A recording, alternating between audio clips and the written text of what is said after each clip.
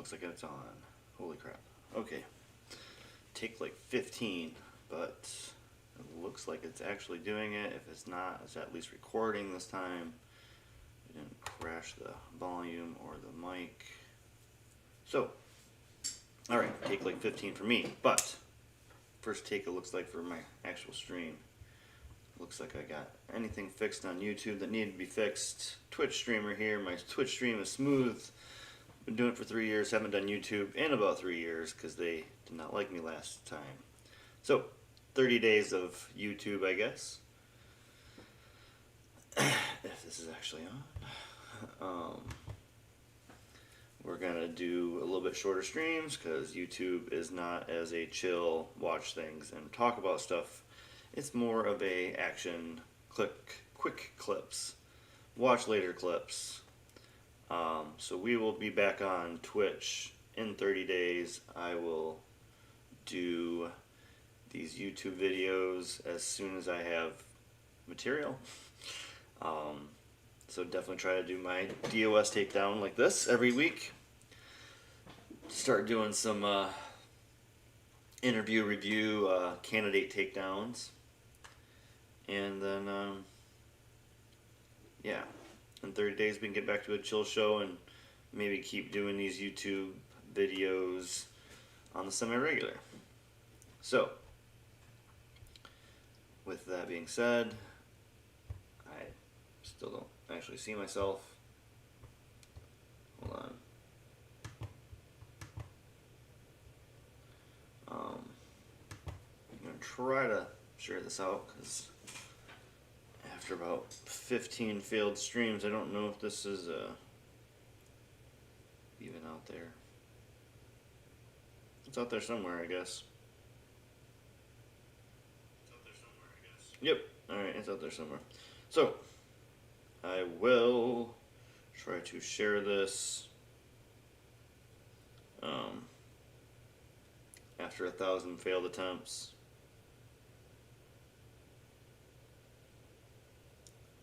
And we will do our one video of the day. Oh, so different, so different. But, so, Stony Progressive 30-day trial of YouTube. This will be a clippable moment when I do my Twitch again, which is 3 or 4 hours of hanging out, doing videos, talking, and shooting the shit.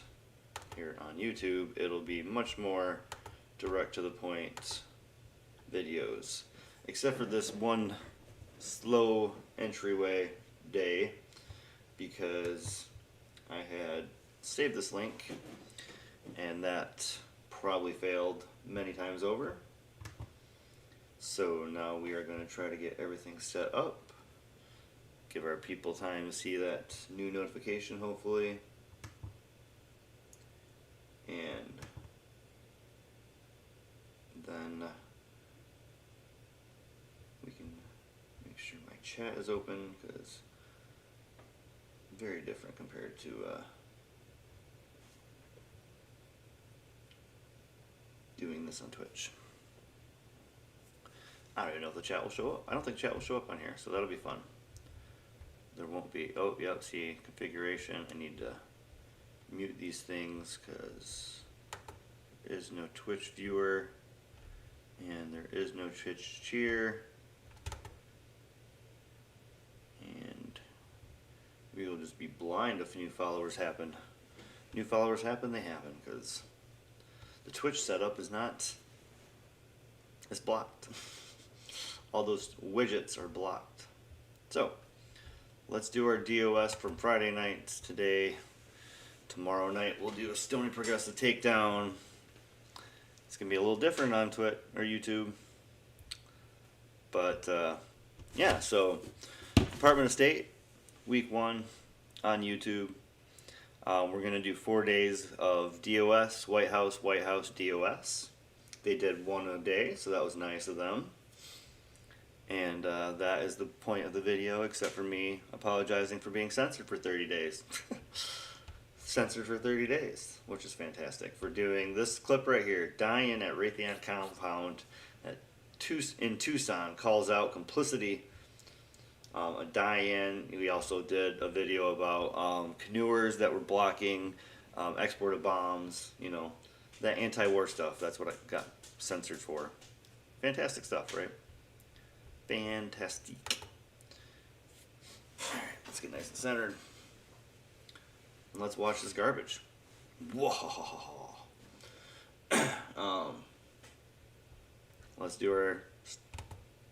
Let's watch the Department of State for the week. Colleagues, indulge me. Right. You know, on the issue. This is Saeed.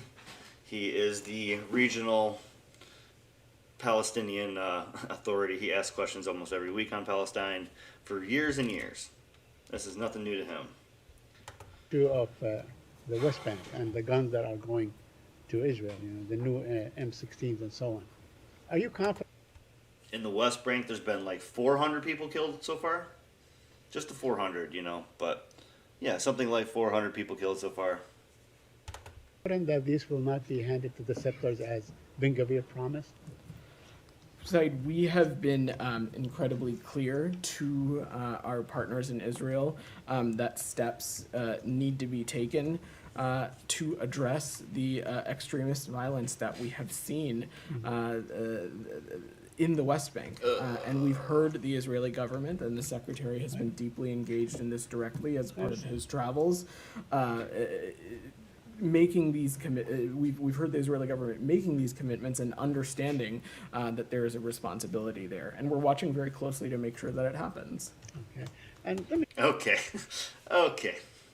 ask you something. Okay. You know, we have seen in Washington a demonstration that probably had close to 300,000. A lot of people out there. Do you take note of that? Do you take of these demonstrations in Los Angeles, in New York, across?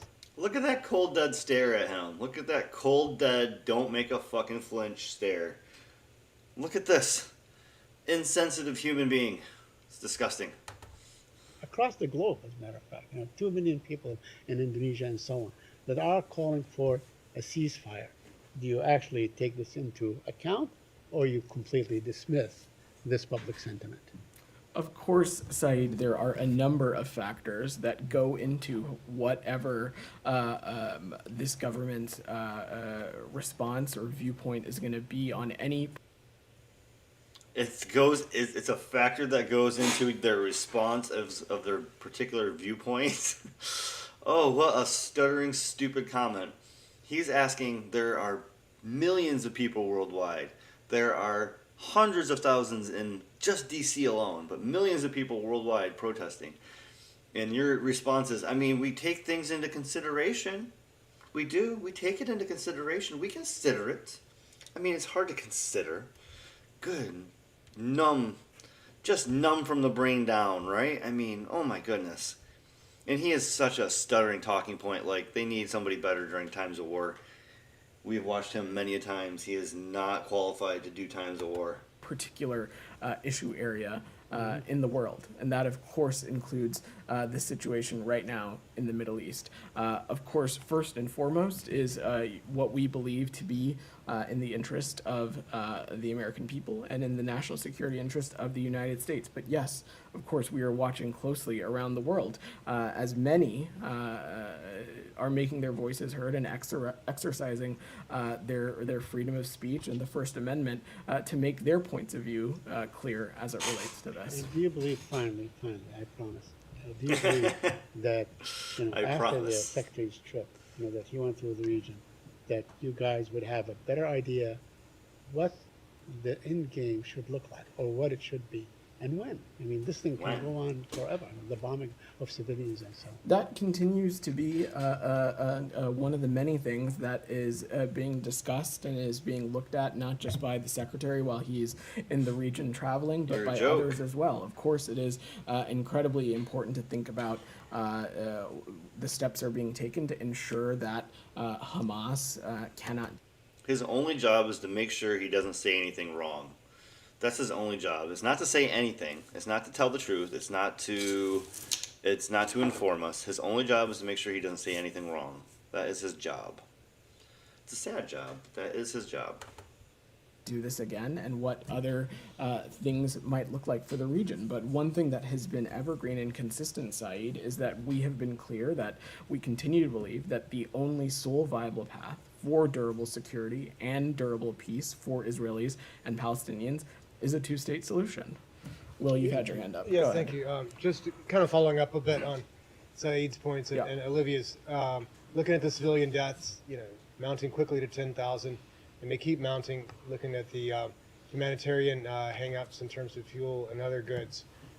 Is the administration feel like it's under pressure, not just from protesters, from Democrats, from Congress, from others, to change its message anybody at to all. Israel, to use its influence with Israel to bring about a course change? Is the administration under pressure, and is there a limit? Is there a point somewhere, if the civilian casualties keep adding up or humanitarian goods don't flow, where the administration might change its message to Israel? Will, what I can just say is that right now we are squarely focused on a number of things. First, that continues to be ensuring that humanitarian aid can get into Gaza and help the civilians that need it. No one in this administration, myself, Matt, the Secretary, the President, is trying to undermine or downplay the severity of the humanitarian crisis in Gaza right now. Number two, we're continuing to take steps to work with the Israeli government and other partners in the region to ensure that hostages can be released, and that Yes, hostages are the only thing that are important. Working with other governments, aka if you intervene, we will take offense. Don't anybody intervene in Israel, or we will take offense. That's their working with others. That's how we work with others. can be done so as swiftly as possible. And one of the messages that Secretary Blinken is carrying loud and clear in his travels to any country is that it cannot be as business as usual with Hamas, and any country who business as usual. Oh, we're gonna sanction the West. We're gonna sanction Gaza. Oh, we're gonna sanction Gaza. We are geniuses. This is just make sure we have this on record, YouTube. Don't delete this one for us, please. Feels that they have a constructive role to play in the release of these hostages should do so. And thirdly, we're taking steps to continue to support our Israeli partners as they defend themselves and ensure that Hamas cannot do something like this again. And of course, throughout all of that, we are making it incredibly clear that they're making it so that Hamas can never do this again. You're making it so the West Bank's unlivable. You're making it so Gaza is a parking lot. Are international laws in which the ways these operations need to be conducted, and that steps need to be taken to ensure that the impact on civilians is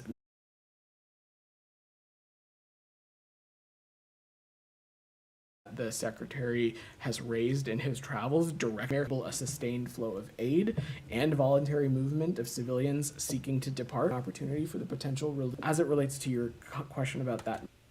Okay, so 2856 is what we're moving up to. I'm seeing a little glitch in my system. Just checking things.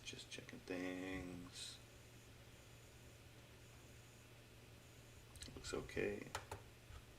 2856 is what we're moving up to. Boom. Is it acceptable to destroy Gaza under the umbrella of self-defense? The answer is no. Simple and simple. The answer is no. It is not okay to destroy Gaza under the umbrella of self-defense. It is not. It is not at all okay. And the more and more you learn about the 1,400 people, the more and more you should know it's not okay. Absolutely not. What we have been really clear about is that Israel has every right to defend itself and to defend its And here's the same talking points they will say every single time, security, every single all time, while ensuring every that single Hamas time, is not able never to saying conduct anything new, these kinds of terrorist blah, blah, attacks blah. again. Throughout all Fuck of that, myself, we've also been I hate this incredibly clear guy. that it is important for Israel to distinguish between Hamas terrorists and Oh, that'd be Palestinian nice. civilians. And that That'd be nice. continues to be something that we're raising directly with our Israeli counterparts, and it's something that will continue to do so. We will continue to raise awareness That's so kind of us. Such nice 36 on the dot, huh? Oh, back to Saeed. That makes sense. Let's go back to Saeed. Let's get in a little warm up here. What is next, Saeed? What's that 36 that we're so to choose interested to in? depart. This is something that the Secretary raised directly on his travels, and it's something that we'll continue to work at through our diplomacy. What is a pause? I mean, is there like a legal definition for, you know, a pause? We know what a ceasefire is. You know, there are legal grounds for that. What is a humanitarian pause? Is it like 5 hours, 10 hours? What is it in your view? That is something that would need to be determined through this process. In Is our there a view, legal our view definition for side, a pause in the fighting? side I'm not going to assign a timetable curious. or I just wanna know. or an assessment like that to it. What I will say in our view is that a humanitarian pause is an opportunity that will allow for the enabled flow of humanitarian aid into Gaza, that will allow for the voluntary movement of civilians seeking to depart, and potentially create an opportunity and an avenue for the release of these civilian hostages who continue to be held and being detained by Hamas terrorists. But respectfully, on that point, so despite all of the public and private appeals by the U.S. to the Israeli government, it appears they're going unheeded, right? Right? It's, I mean, you guys appeal and you guys tell them to be decent, but they still bomb entire buildings for one target, and they still bomb entire hospitals for one person, and they still bomb communities for one person. It's ridiculous, and it's a war crime, and we are complicit in genocide. So, oh, hello, 580 Main Street is closed. Gotta love these notifications on my stupid computer. Again, we're not going to get into the specifics of our private diplomatic conversations. What I will just say is that this is something that we're going to continue to raise directly with our Israeli partners. And oftentimes, some of this diplomacy is best left behind the scenes. Best lied about in the press briefings. Best not discussed at all. These are things that we would never even bring up to them because, I mean, we're okay with what they're doing because we're funding it. And they know what they're doing, and we know what they're doing, and look at that shady face. Look at that shady, shady face. Go ahead. Thank you, Madam. A follow-up on the international law question, because on Saturday, an Israeli airstrike killed 4 children and 3 siblings of my colleague from Anadolu, Mohammed Alalul. Their house was completely destroyed when an Israeli airstrike targeted the Al-Maghazi refugee camp. There were, of course, among the other thousands of other Palestinians who were killed. You have been calling on Israel to act in line with international law and minimize harm to civilians. But does the U.S. Do you think that calls from the U.S. to Israel have been, insufficient in terms of forcing Israel to act in line with international law? Again, I'm just not going to get into the specific. Again, I'm not going to say fucking anything. That's a legitimate question, and, we are completely not forcing them into anything in international law. Our obligations are falling to the bare minimum at most. Why do you do that? Everybody has their own opinion. 5250, I believe, is where I wanted to be. I had it all set up. Let's talk. All right, so, as of course, he says nothing. The DOS says nothing. This is just a 2.5 minute little check-in here with Kareen. We're not doing this much anymore. But from 5250 to 5526. Let's hop in. And so the president has been very clear. I just don't have anything else to add. Thanks, Kareem. Kareen, can I ask you, there's been on social media and frankly on news broadcasts, a lot of videos of individuals who have been tearing down signs, many of these taking place in New York City, of Israelis presently being held hostage in Gaza. There have been some tense confrontations that have taken place there. Is the White House's view that these actions should be condemned?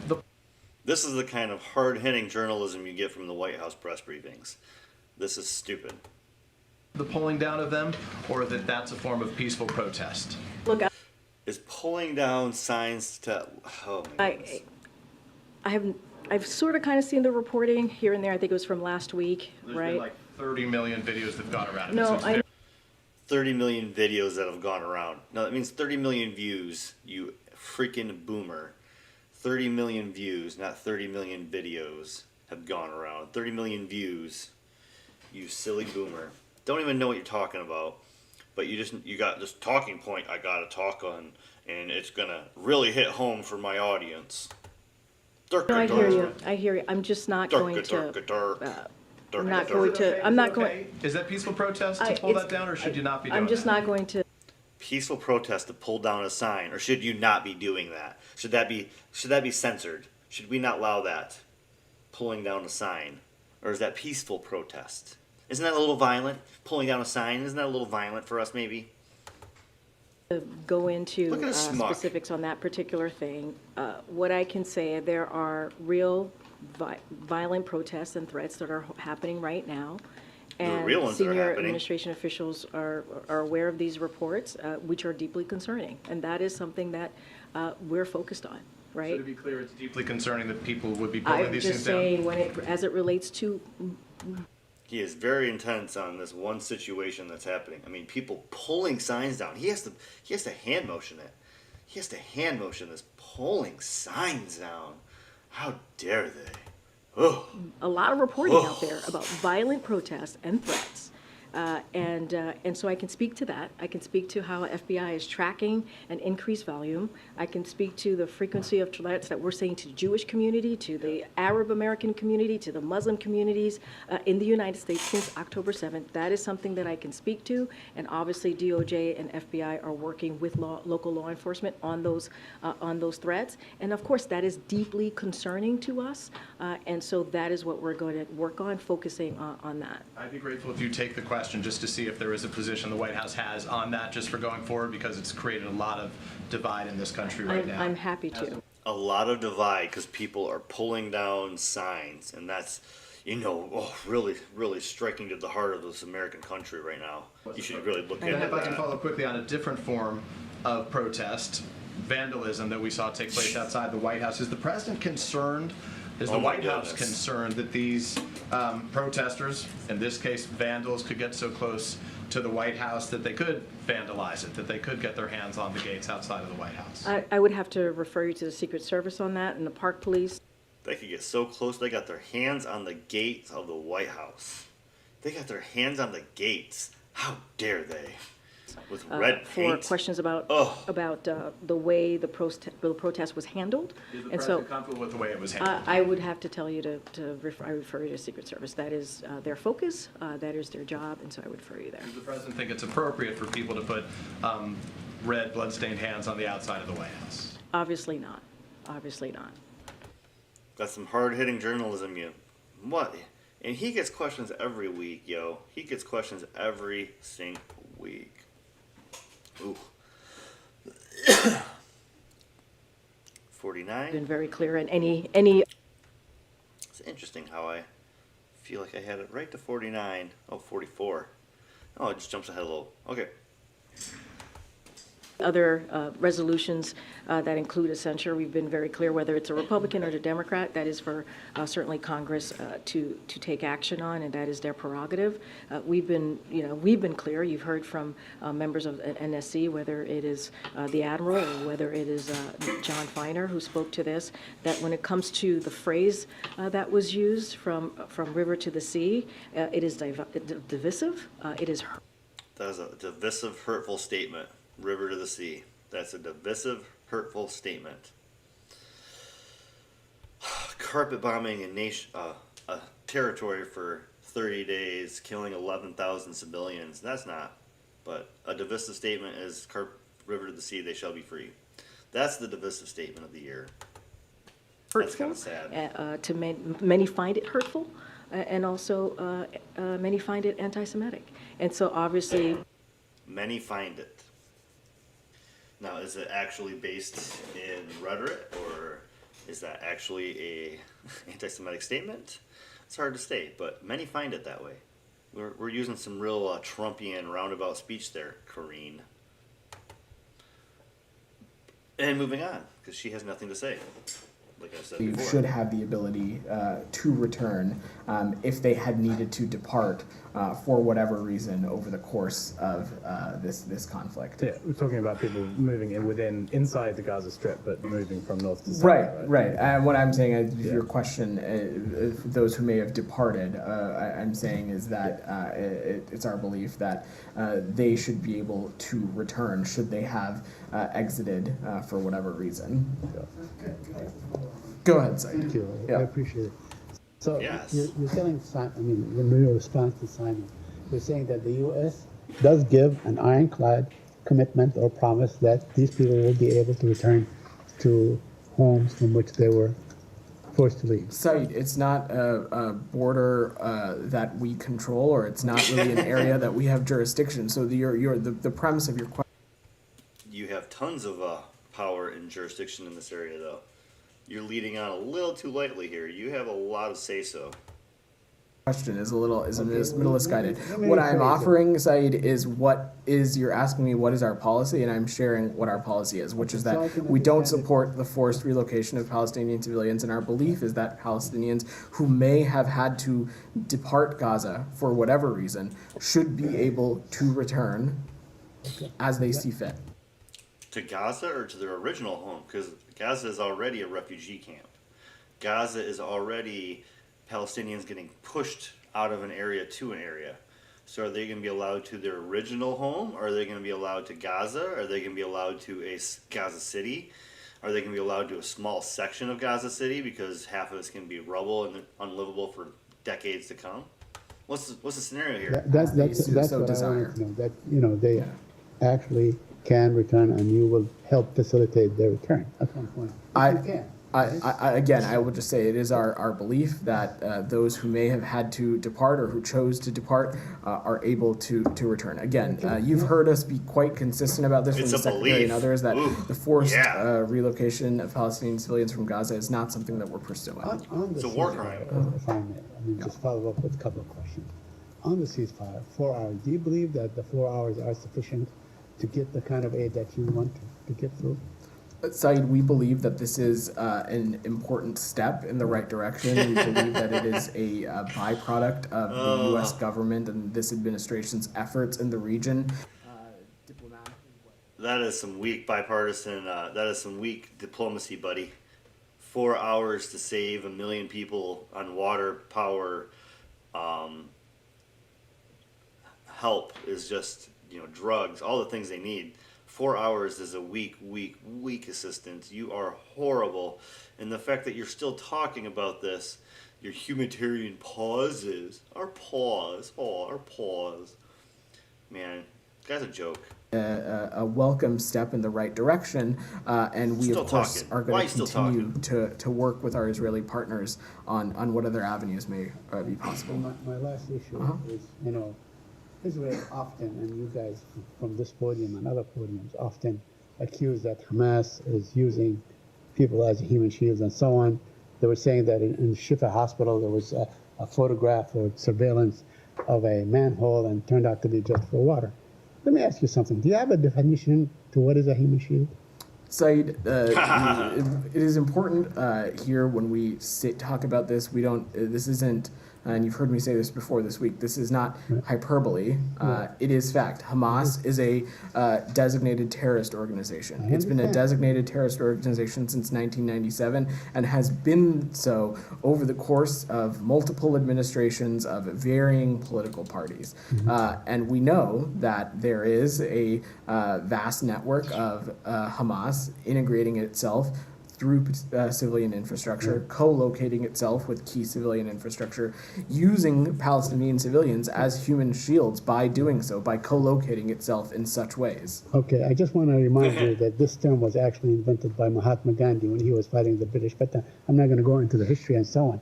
But also I want to remind you that, in fact, in the Israeli-Palestinian conflict, it was the Israelis who introduced the term and the activity. They would bring in The kids, tie them to the jeeps and so on. There are plenty of pictures that I can send you and share with everybody here. To disallow or to prevent the other kids from throwing stones at them. They're the ones that actually introduced let's not in lose this sight of the context. fact. Let's not lose sight of Okay. the fact that Hamas Right. has brought this war to Gaza, and Right. they are. Oh my goodness, back with his talking point, always with the talking point. Hamas started the war, they're the ones using human shields, all the civilian deaths are on their heads. Israel is only doing their best to defend themselves, which is why they're carpet bombing that territory. Dude, when you're stuck in a loop like this, it doesn't make you sound like you're telling the truth, it makes you sound like you're fucking lying. When you are stuck with these talking points, it proves to everybody that you're lying. It proves to everybody that we're the bad guy.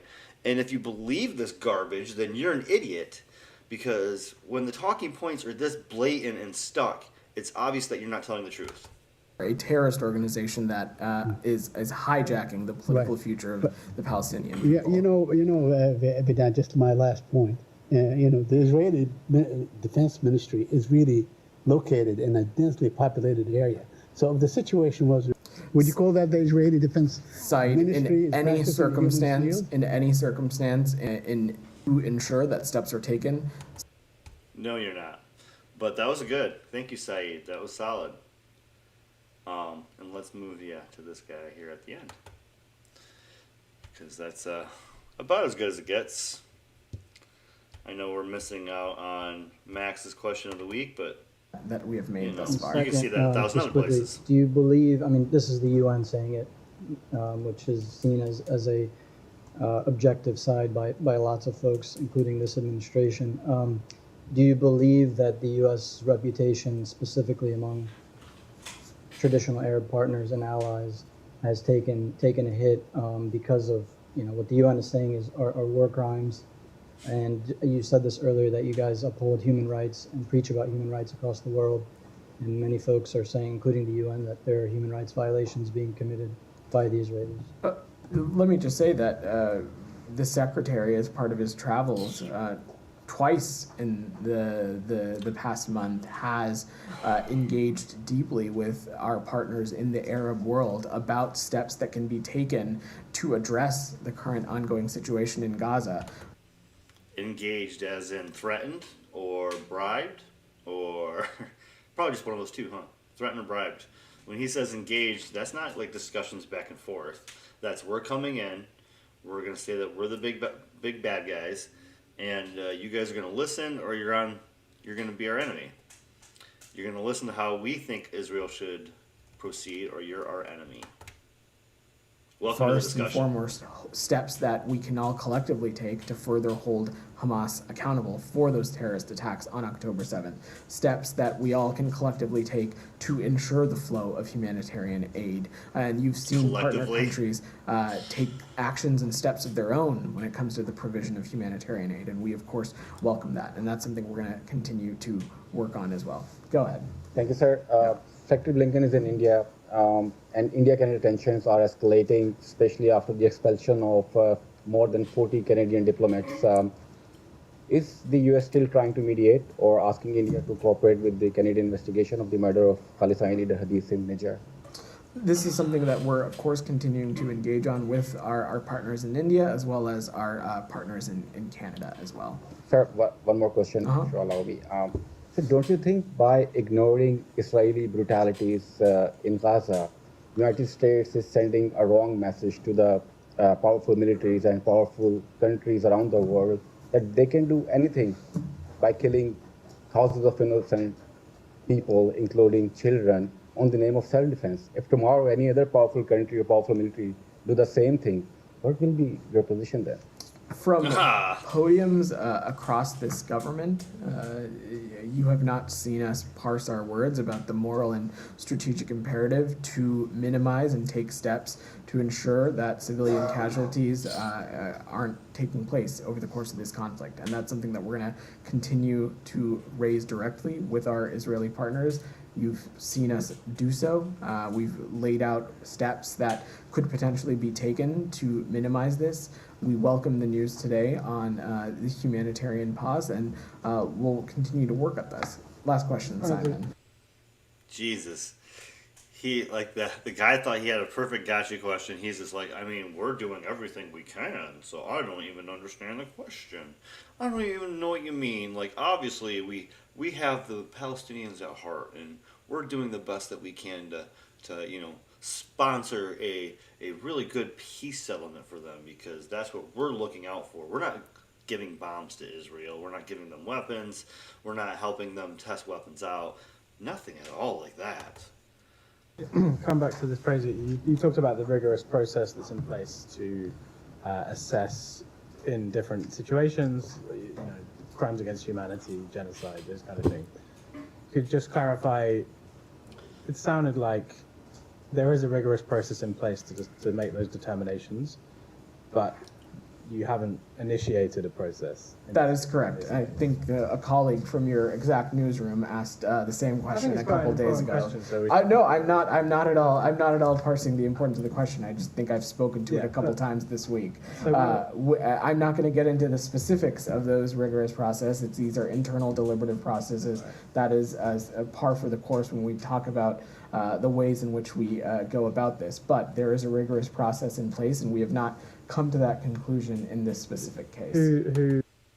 Whose decision is it to initiate that rigorous? It is a process across the interagency, is my understanding, but I'm happy to see if we have any specifics we can share. Can you say sort of, it would be something initiated by the Secretary of State to say, we're going to look into... Again, I don't want to miss...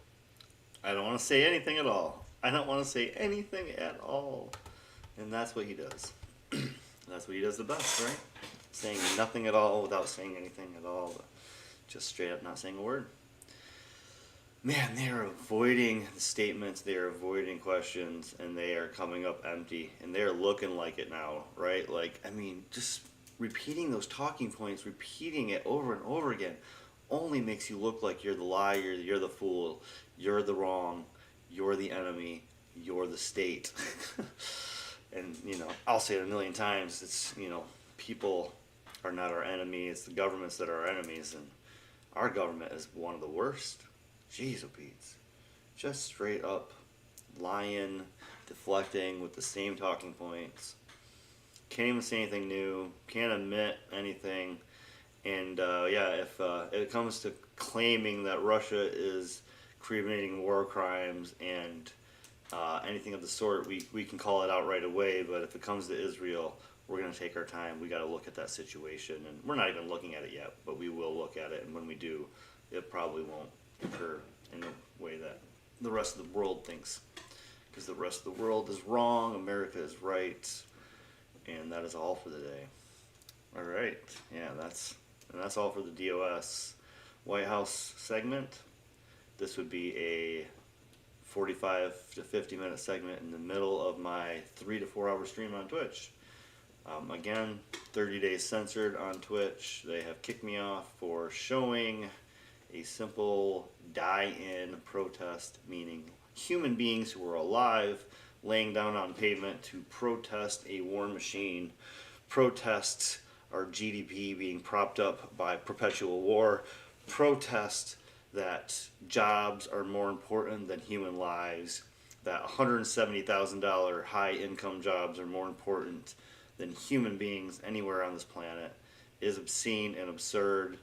And if that is the reason they are going to censor me, then I will scream from the rooftops.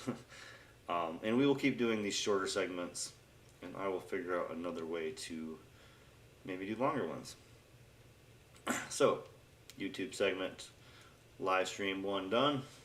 Thanks for hanging out. Thanks for joining. Please subscribe. Please follow. And hit that notification so when I do pop up on YouTube, you will see it. And keep your head out of the sand so that way you can fight the man.